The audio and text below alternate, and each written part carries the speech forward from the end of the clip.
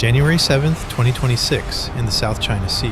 The USS Abraham Lincoln was exactly where Beijing didn't want her to be. A nuclear-powered supercarrier, 1,092 feet of American steel, cutting through the waters China claims as sovereign territories. No apologies, no permission asked, just presence. The morning air hung thick with humidity. Waves rolled across the South China Sea in slow, rhythmic swells. From the bridge of CVN 72, the horizon stretched endlessly in every direction. Nothing but water and sky for hundreds of miles. But beneath that calm surface, tension hummed through every deck, every compartment, and every system aboard the carrier. On the flight deck, an MH-60S Seahawk helicopter lifted off. Rotors cut through the thick, humid air as it transported cargo from the supply ship USNS Cesar Chavez during a routine replenishment at sea. Cargo nets swung beneath the helicopter as it moved between ships. Fuel,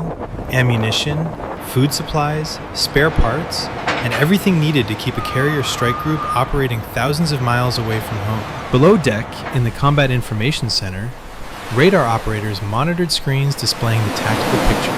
Every ship, every aircraft, and every contact within 200 miles appeared as digital icons on glowing displays. The room stayed dim, illuminated only by the pale green and blue light of the consoles. Sailors moved through passageways with practiced efficiency. Engineers monitored the 2 nuclear reactors that power the ship. Aviation fuel handlers prepared for the next launch cycle. Cooks prepared meals for 5,680 personnel. Every system was functioning as designed. But this wasn't routine. Not really, because 900 miles to the west, Chinese naval planners were watching, tracking, and calculating. Chinese surveillance aircraft had been shadowing the strike group for days. They maintained a respectful distance, but never lost visual contact. Shore-based radars painted the carrier's position constantly.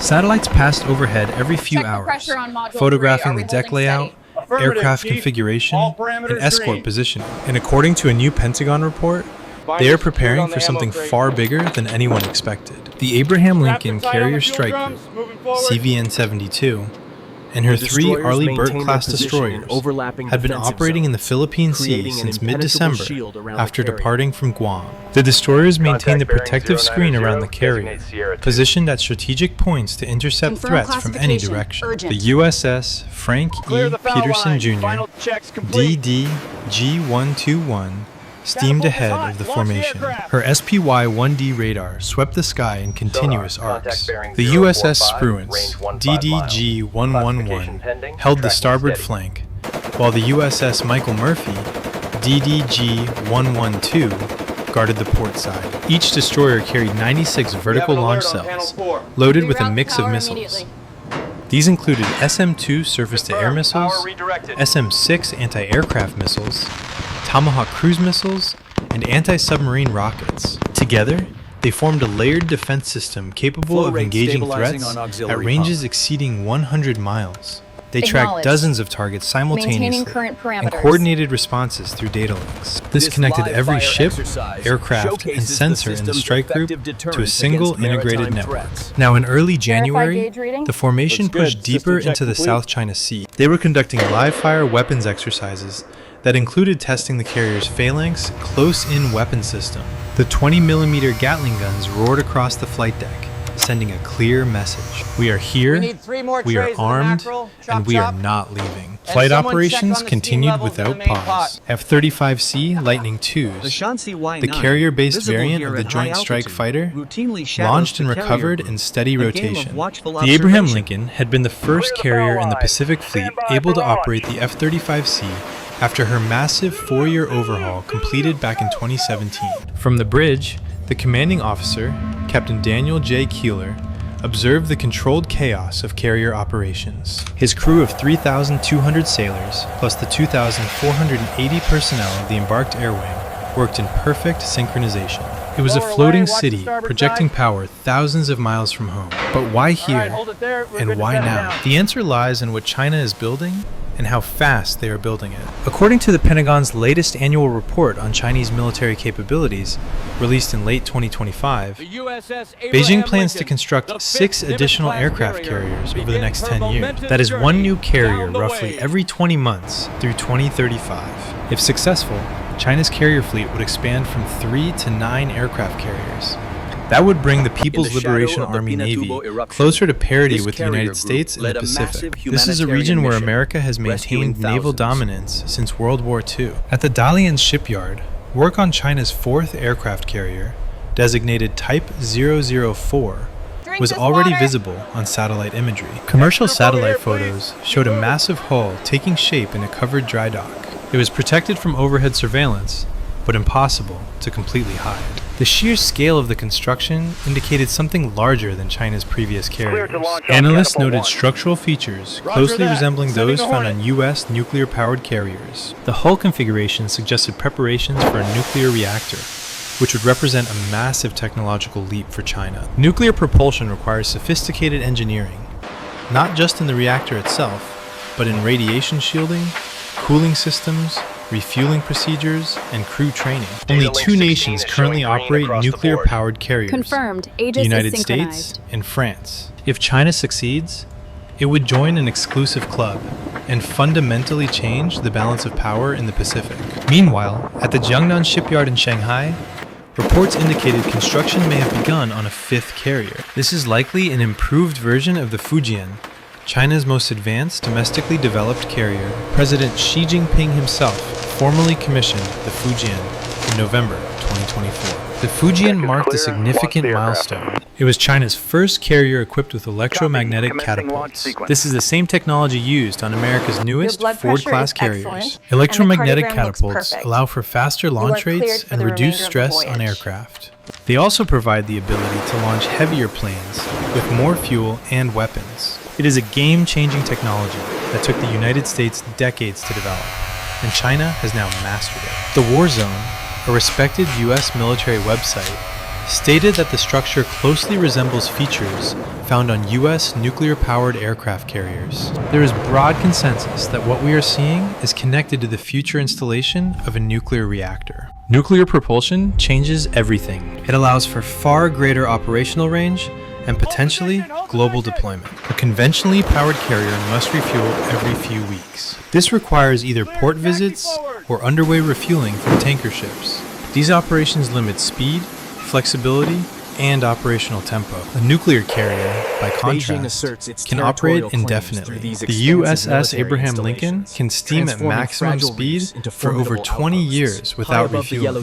That means sustained high-speed transit across oceans and unlimited time on station. It gives the ability to operate in areas where refueling ships cannot safely reach. That is why all 11 U.S. aircraft carriers are nuclear-powered, but the carriers are only part of the story. The Pentagon report has confirmed for the first time the deployment of China's Dongfeng 27 intercontinental ballistic missile. Nicknamed the East Wind, it has a range of 5,000 to 8,000 kilometers. The conventionally armed DF-27 can be used not only as an anti-ship ballistic missile in the Pacific, it can also strike targets within the United States itself. China's nuclear stockpile had grown to more than 600 warheads by the end of 2024. The People's Liberation Army remains on track to field more than 1,000 nuclear warheads by 2030. The report stated. For context, the Stockholm International Peace Research Institute estimated the United States possessed approximately 3,708 nuclear warheads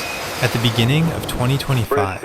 And perhaps most concerning, the Pentagon report outlined a specific timeline for a potential Chinese campaign against Taiwan. According to the assessment, the People's Liberation Army is making steady progress towards its 2027 objectives. These include the ability to achieve a decisive victory over Taiwan. They also aim to establish a strategic counterbalance to the United States, including in nuclear terms. Furthermore, they seek to exercise deterrence and control over countries in the region. In other words, the report stated China believes it will be capable of fighting and winning a war over Taiwan by the end of 2027. The report did not conclude that such a war is inevitable, but the preparations are unmistakable. Which brings us back to the Abraham Lincoln. Her deployment wasn't announced in advance. The Pentagon rarely discloses carrier movements for security reasons, but word typically surfaces quickly. This time, CVN-72 departed San Diego in late November with almost no fanfare. By December, She had arrived in Guam, part of the U.S. homeland and the critical logistics hub for forward-deployed military operations in the Indo-Pacific. During that port call, Rear Admiral Todd E. Whalen, commander of the Abraham Lincoln Carrier Strike Group, made a statement. He said, "Our strike group presence in 7th Fleet waters demonstrates our commitment to a free and open Indo-Pacific." He added, "Port calls to strategic locations like Guam enhance our mission's readiness and help us stay ready to execute maritime operations in theater." Translation: we are here, we are staying, and we are ready. The Abraham Lincoln, of course, wasn't alone. Other U.S. Navy assets operating in the region included the amphibious assault ship USS Tripoli. The Tripoli was hosting the 31st Marine Expeditionary Unit in the East China Sea, with F-35B Lightning IIs, MV-22B Ospreys, AH-1Z Vipers, and UH-1Y Venoms embarked. Fast attack submarines were also present, including the USS Seawolf, USS Greenville, and USS Annapolis, operating silently beneath the surface. The carrier USS George Washington, the Navy's only forward-deployed aircraft carrier based in Yokosuka, Japan, was currently pierside. It is undergoing maintenance through at least mid-2026. The Abraham Lincoln's strike group consisted of CVN-72 and 3 guided missile destroyers. These were the Frank E. Peterson Jr., DDG-121, USS Spruance, DDG-111, and USS Michael Murphy, DDG-112. Each destroyer is equipped with Aegis combat systems, capable of tracking and engaging multiple air and missile threats simultaneously. The Aegis system represents one of the most sophisticated air defense networks ever created. Its SPY-1 radar can track more than 100 targets at once. It automatically prioritizes threats based on speed, altitude, trajectory, and probability of impact. The system calculates intercept solutions in milliseconds, guiding missiles toward targets with remarkable accuracy. Each destroyer itself displaces 9,200 tons fully loaded and measures 509 feet in length. They are powered by 4 gas turbine engines, capable of pushing them to speeds exceeding 30 knots. This is fast enough to keep pace with the carrier and reposition rapidly when threats emerge. Together, they form a defensive perimeter around the carrier. It is a floating fortress designed to project power while defending itself from submarines, aircraft, missiles, and surface threats. The destroyers operate in zones, creating overlapping fields of fire that ensure no attack vector goes undefended. On January 8th, the strike group conducted live fire weapons drills. The exercise began at 0900 hours, with the carrier altering course to position itself for optimal firing angles. The Phalanx CIWS, a radar-guided 20mm Gatling gun system designed to shoot down incoming anti-ship missiles, fired across the carrier's flight deck in rapid bursts. The sound was a deafening mechanical roar that echoed across the water. Each round traveled at 3,000 feet per second, capable of destroying targets within seconds. The weapon system cycled through 4,500 rounds per minute. That is 75 rounds every second. The barrels glowed orange hot as tracer rounds arced outward, creating visible streams of fire against the blue sky. The Phalanx tracked and engaged drone targets towed at high speed across the formation's front. Within seconds, multiple drones were shredded. They were torn apart by concentrated bursts of 20mm tungsten penetrator rounds, designed to defeat hardened missile bodies. The system is fully automated. Once activated, it detects, tracks, and engages threats without human input. Sensors identify incoming objects, calculate threat probability, and fire without waiting for authorization. It is the carrier's last line of defense. Watching it fire is a reminder of how close modern naval combat operates to catastrophe. An anti-ship missile traveling at Mach 2 covers 1 mile every 2.3 seconds. From the moment it appears on radar to impact is often less than 30 seconds. There is no time for hesitation, no time for debate. Just automated systems making split-second decisions at speeds human brains cannot match. Flight operations continued throughout the day. F-35C stealth fighters launched from the deck, their advanced sensors feeding real-time data back to the carrier. Each jet is capable of carrying precision-guided munitions, air-to-air missiles, in anti-ship weapons. This makes them effective against aircraft, ships, and ground targets alike. The Abraham Lincoln can carry up to 90 fixed-wing and rotary aircraft. Their typical deployments include around 60 or 70. Her flight deck, approximately 4.5 acres, is served by 4 steam catapults and 4 hangar elevators. This allows for rapid launch and recovery cycles. Operating a carrier at sea requires extraordinary coordination. The 5,680 sailors and Marines aboard CVN-72 work around the clock in shifts. They maintain propulsion, weapon systems, radar arrays, communications networks, aviation fuel storage, food prep, medical facilities, and more. It is a city that never sleeps and never stops moving. The Abraham Lincoln has been doing this for over 3 decades. Her keel was actually laid back on November 3rd, 1984, at Newport News, Virginia.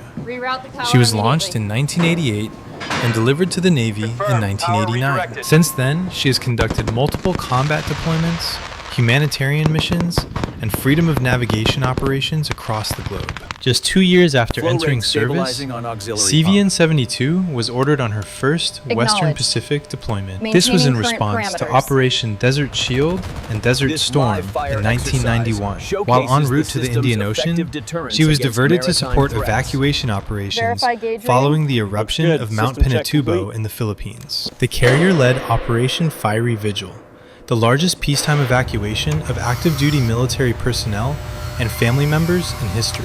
A 23-ship flotilla, commanded by the Abraham Lincoln, successfully evacuated 20,000 people to safety. Throughout the 1990s and 2000s, the Lincoln participated in Operation Southern Watch, Vigilant Sentinel, and Iraqi Freedom. She returned to the Persian Gulf repeatedly, maintaining a presence and projecting power when called upon. In 2013, the carrier entered a mid-life, refueling, and complex overhaul. This was a 49.5-month process, during which more than 2.5 million man-hours were spent upgrading her systems. She rejoined the fleet in May 2017, becoming the first carrier able to operate F-35C Joint Strike Fighters.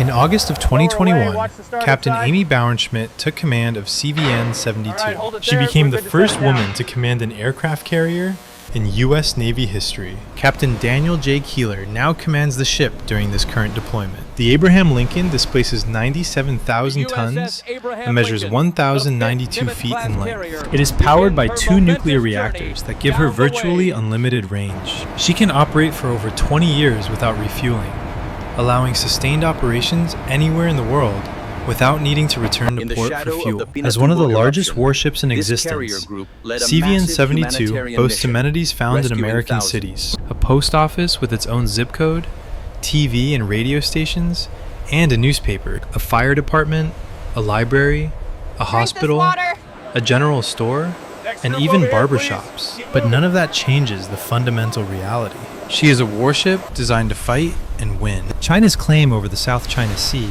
is based on what Beijing calls the 9-dash line.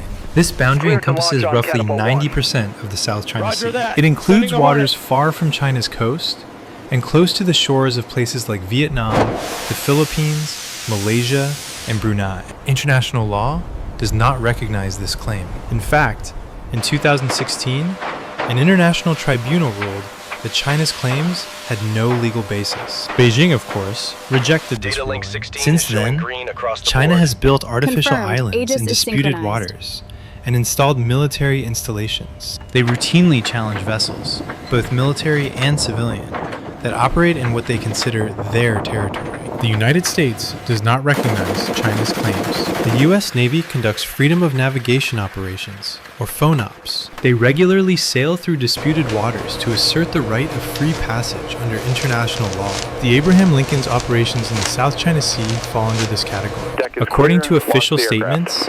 CVN-72 was operating in neutral waters, consistent with international law. This aligns with the U.S. Navy's ongoing commitment to support freedom of navigation. China, however, sees it differently. From Beijing's perspective, the presence of U.S. carrier strike groups in the South China Sea is a provocation. They view it as a demonstration of American power in waters that China views as its own.